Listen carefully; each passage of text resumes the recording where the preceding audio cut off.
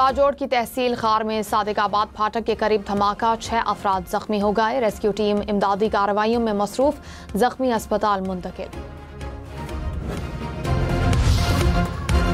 वज़ीर आज़म की शोबाए रिटेल में FPR के पॉइंट ऑफ सेल का दायरा कार वसी करने की हिदायत। कहा, मौशी अहदाफ के हुसूल में किसी किस्म की कोताही बर्दाश्त नहीं की जाएगी। टैक्स नादहिंदा और तमाम सनतों की पैदावारी अमल को डिजिटाइज करके टैक्स नेट में लाया जाए। कारोबारी बरादरी और टैक्स दहिंदगान की सहूलत फराहम करने के लिए FPR दरवाजे खुले रखे।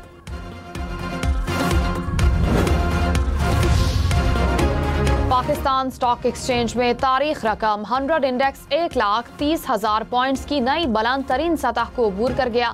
इंडेक्स में 2200 से ज्यादा पॉइंट्स का इजाफा रिकॉर्ड किया गया। खैबर पख्तूनख्वा में तूफानी बारिशों के बायस सैलाब का अलर्ट जारी। दरियाए स्वात और दरियाए काबुल में तुग़यानी का खदशा।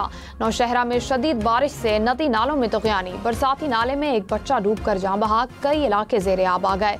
पानी घरों में दाखिल। सवाबी में बारिश से गलियां और सड़कें डूब गईं। लोअर दीर, हरीपुर और शबकदर में भी गरज चमक के साथ मूसलाधार बारिश। खानपुर में मूसलाधार बारिश, सड़कें तालाब का मंजर पेश करने लगीं। आज़ाद कश्मीर में सदनौती समेत बालाई इलाकों में तेज बारिश।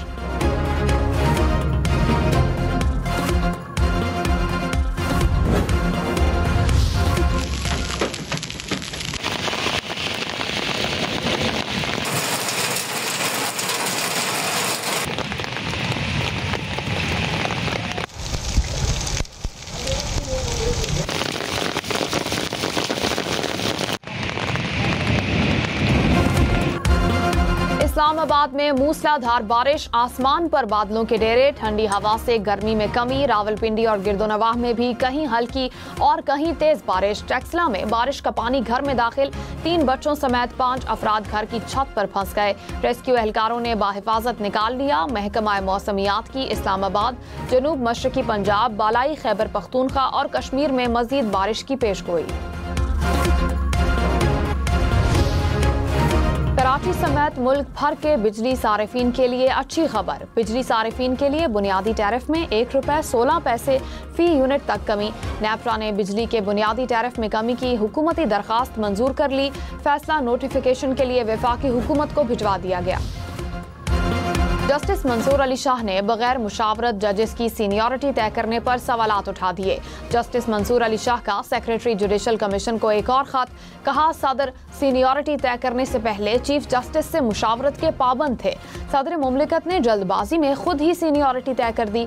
मामला इंट्रा कोर्ट अपील में ज़ेरे इल्तिवा भी है।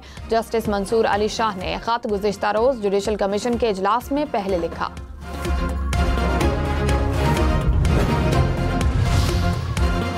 इस्लामाबाद की इंसदादी दहशतगर्दी अदालत में अली अमीन गंडापुर के वारंट गिरफ्तारी की मुअत्तली की दरखास्त पर समाअत।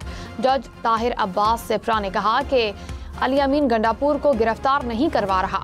आप IG पास जाएं और कहें कि अदालत का हुक्म है कि गिरफ्तार नहीं किया जा सकता। वारंट गिरफ्तारी मुअत्तली की दरखास्त पर अली अमीन की पेशी तक समाअत में वक्फा। पेशावर हाई कोर्ट ने सानिया स्वात पर कमिश्नर मालाकंड और स्वात को कल तलब कर लिया। Chief justice SM Atiq Shah ने रिमार्क्स में कहा कि गफलत के बायस 17 जानें जाया हुई। सयाहों को बर वक्त क्यों रेस्क्यू ना किया गया? हुकूमत की जारी वार्निंग पर मुतालिका हुकाम ने अमल दरामद क्यों नहीं किया? सयाहों को हिफाजती जैकेट्स ड्रोन के जरिए क्यों फराहम नहीं की गई?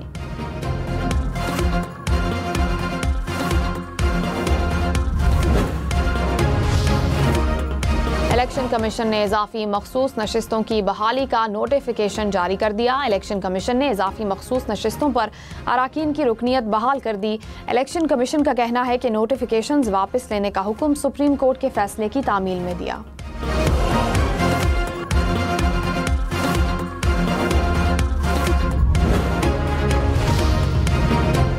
सूबाई वजीर इत्तलात अज़मा बुखारी ने कहा कि PTI की मखसूस सीटें उनकी बनती ही नहीं। अदालत की जानिब से मेरिट पर फैसला दिया गया। पंजाब असेंबली में अराकीन होते हैं, टाइगर नहीं।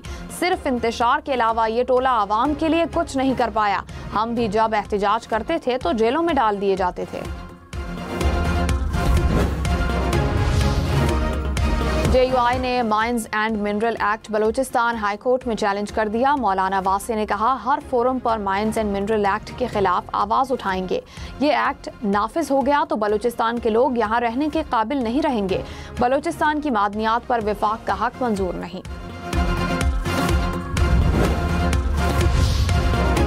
वज़ीर ख़जाना मोहम्मद औरंगज़ेब का पायदार तरक्की के लिए आलमी तावन को मौसर बनाने पर जोर। स्पेन में आलमी कॉन्फ्रेंस में कहा कि पाकिस्तान शफाफ और नतीजा खैज शराकत दारियों के लिए पुरअज़्म है। मौसर डिलीवरी मैकेनिज्म और आलमी टास्क फोर्स की तश्कील की तजवीज़ भी दी।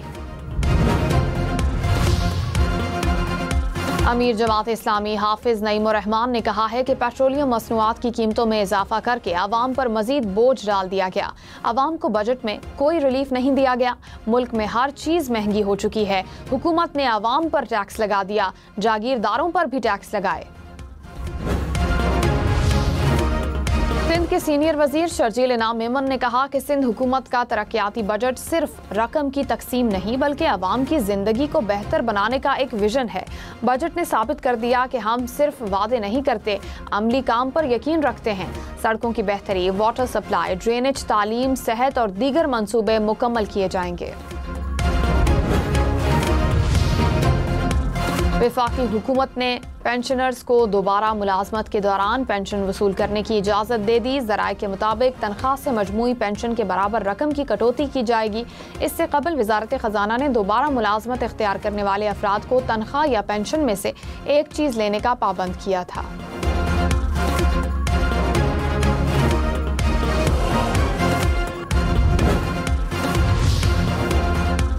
महंगाई में हुकूमत के अंदाजों से भी ज्यादा कमी। वफाकी इदारा शुमारियात के मुताबिक माली साल 2024-25 में महंगाई की शरह 4.49% रही। हुकूमत ने सालाना हदफ 12% मुकर्रर किया था। जून 2025 में महंगाई की शरह 3.23% रही, जो मई के मुकाबले में 0.23% ज्यादा है। वज़ीर आला बलूचिस्तान को फूलों का हार क्यों पहनाया? JUI ने मेंबर असेंबली की रुकनीत मुअत्तल कर दी। जाबिद रेकी ने बजट तकरीर के दौरान सरफराज बुगटी को फूलों का हार पहनाया था।